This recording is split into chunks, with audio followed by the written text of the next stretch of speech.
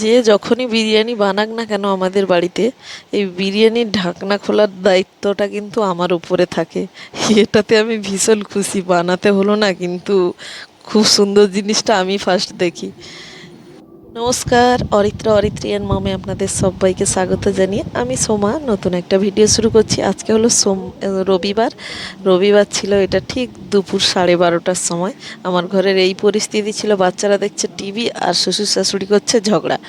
ঝগড়া কী কারণে করছে, বাচ্চারা নিচে খেয়েছিল, চারদিকে ছড়িয়ে ছিটিয়ে পড়ে আছে, আর আমি উঠলাম ওদের ঝগড়া থামাতে। কী ঝগড়া হচ্ছে ওর মধ্যে, যে শ্বশুরমশাই ভোলা মাছ নিয়ে এসছে, ভোলা মাছগুলো পচা না ভালো সেই নিয়ে, মূল বস্তু হলো সেই নিয়ে। এবারে হচ্ছে কি, যে আগে পচাটা কে বলেছে সেটা নিয়ে তদন্ত চলছে। কে আগে পচাটা বলেছে, এবারে পচাটা বলার কারণে সবার মাইন্ডে পচাটা ঢুকে গেছে। বলে না, রং নাম্বার ঢুকে গেছে মাথায়। তার কারণে সবাই পচা পচা বলে চিৎকার করছে। এবারে আমি বাবাকে বলছি যে আপনি কি প্রথমে বাজার থেকে এসে পচাটা বলেছেন মাছটা? বাবা বলছে আমি শুধু বলেছি যে দেখো মাছ পচা কি ভালো, ব্যাস। আমি বলছি এইখানেই তো আপনি ভুল করেছেন, কেন বলবেন? যে পচাটা শুনে নিয়েছে মানে সারাক্ষণ পচা।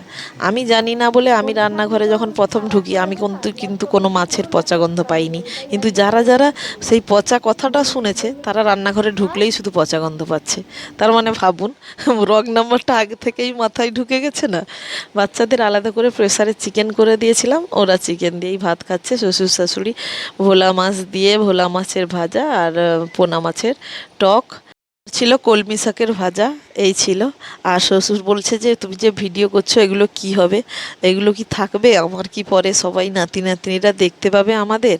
এরকম আমি বললাম হ্যাঁ, এটা আপনার নাতি নাতি কেন না, নাতির বউ তারপরে পরে এলেও দেখতে পাবে। আমি এটা পুরো অনলাইনে দিয়ে দেব, যাতে আপনারা যুগ যুগ ধরে আমাদের বংশ পরম্পরায় সবার মনে সবুজ হয়ে থেকে যেতে পারেন। এটাই বলছি কি করে থাকবে সেটাই জিজ্ঞেস করছে। এবারে তো এলাম, দেখুন মেন যেটা ব্যাপার, ওদেরকে তো যাই হোক ভুলভাল জিনিস খাইয়ে করে দিয়েছি, বাচ্চাদের আর বয়স্ক লোকেদের। কিন্তু এবারে আমাদের এসছে এই যে স্পেশাল মেনু, এই যে ঢাকনা খোলার দায়িত্বটা সবসময় আমি পাই, বুঝলেন? এই যে বিরিয়ানি, এবারে আমার সবসময় বাড়াবুড়ির দায়িত্ব থাকে। বানিয়েছে আমার যা, আর কেটে কুটে দিয়েছে দেওর, আর আমি শুধু ভাতের মাড়টা গড়িয়ে দিয়েছি। ভাতটা হয়ে যাওয়ার দায়িত্ব, দেখার দায়িত্ব শুধু আমার। আমি সেটাই শুধু গড়িয়ে ওকে রেডি করে দিই, ও তার বানায়। এই হলো আমাদের। আর এই যে খোলার দায়িত্বটা সবসময় আমি পাই, আর খুলে বেড়ে দেওয়ার দায়িত্ব আমার। এই ছিল। এই যে আর সবসময় আমাদের ঘরে একটা মেজারমেন্ট আছে, যে 1 কেজি চাল হলে আমার তিনজনের, মানে আমার দেওরের আর আমার জার, তিনজনের দুবেলা ভালো রকম হয়ে যায়, তার থেকেও একটু বেশি হয়ে যায়।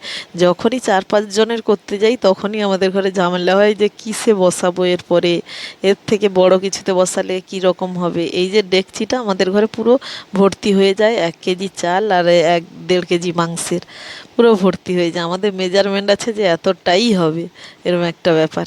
এই যে ফার্স্ট বাড়লাম আমার দেওরের জন্য। কেমন লাগছে বিরিয়ানিটা দেখতে সত্যি বলুন তো? আর এখন না সত্যি আমাদের ঘরে বাড়ির বিরিয়ানিটা এত ভালো হয়, আমাকে বাজারের বিরিয়ানি একদমই ভালো লাগে না। সেদিন দোকানে গেছিলাম খেতে, আমার একটুও ভালো লাগেনি, একটুও ভালো লাগেনি। মনে হচ্ছিল এতটা ভাত আমি খেতে পারবোই না, কখন শেষ করবো এইরকম মনে হচ্ছিল, বুঝলেন? যাই হোক, এই যে এখন সবাই খেতে বসে গেছে। বাচ্চাদের তো খাইয়ে খুইয়ে দিয়েছি, সেই থালায়ও আমি বেড়ে নিয়েছি, সেই থালায় আমি বেড়ে নিয়েছি। আর আমি তো লেবু খেতে পারবো না, যেহেতু ওষুধ খাচ্ছি, তাই একটা বড় পেঁয়াজ নিয়েছি। আর আমার যা বসে গেছে ওর বাচ্চার থালায় খেতে। আমার যা আবার একটু রায়তা নিয়েছে। কিন্তু আমি আর দেওর দুজনই তো, সেও যেই ডাক্তারের ওষুধ খাচ্ছে, আমিও সেই ডাক্তারের ওষুধ খাচ্ছি। ও টক জিনিস খেতে পারবে না, না হলে ওর এখন, আমার দেওরের তো মানে লেবু 2-4টা ফাঁক লেবু লেগে যেত, হাফ হাফ লেবু এরম লেগে যেত। ও খেতে পাচ্ছে না। আর আমার যা আবার সে রায়তা বানিয়ে খাচ্ছে আমাদের সামনে দেখিয়ে দেখিয়ে। এই যে বিরিয়ানির প্রথম ডোটা মুখে দিতে মনে হচ্ছিল ওহো কি সুন্দর হয়েছে, ভালো হয়েছে। সেদিন যে দোকানে খেয়েছিলাম তার থেকে তো অনেক অনেক গুণে ভালো হয়েছে। বড় একটা পেঁয়াজ নিয়েছিলাম, কটিমা সাইডে বসলো, মানে সে হচ্ছে কি পেটে খিদে নেই কিন্তু মনের খিদে, মনের খিদের জন্য একটু একটু একটা তুলছে, মুখে দিচ্ছে, আবার ঝালের জন্য রেখে দিচ্ছে, খেতেই পাচ্ছে না কিন্তু এদিকে গন্ধে আবার তার খিদেও পাচ্ছে, এরকম একটা ব্যাপার। মানে একটা সানডে চিকেনের ঝোল খাওয়া হয়ে গেলে তার পরের সানডেতে মনে হয় যে না, চিকেনের ঝোল খাবো না, একটু বিরিয়ানির চাল এনে বাড়িতে করে নেওয়া যাক। আর বাড়িতে করলে কি হয়, আপনি তেলটাও কম দিলেন, এমনি ভাত ঝরঝরে একটু বিরিয়ানিতে যা মশলা লাগে তাই দিলেন। আমার মনে হয় না বিরিয়ানিতে খুব বেশি, শুধু বিরিয়ানির মশলাটা একটু বা অ্যাড হয়, নাহলে আমার মনে হয় না যে বিরিয়ানিতে খুব বেশি বাড়িতে করলে যে অনেক স্পাইসি, সেরকম নয়। আমার আবার স্পাইসি বিরিয়ানি ভালো লাগে না, মনে হয় একটু সাদা ঝরঝরে ভাত থাকবে, একটু বেরেস্তা থাকবে, তার সঙ্গে চিকেন থাকবে। আর চিকেনের যে এই ছোটো ছোটো টুকরোগুলো আমার বেশ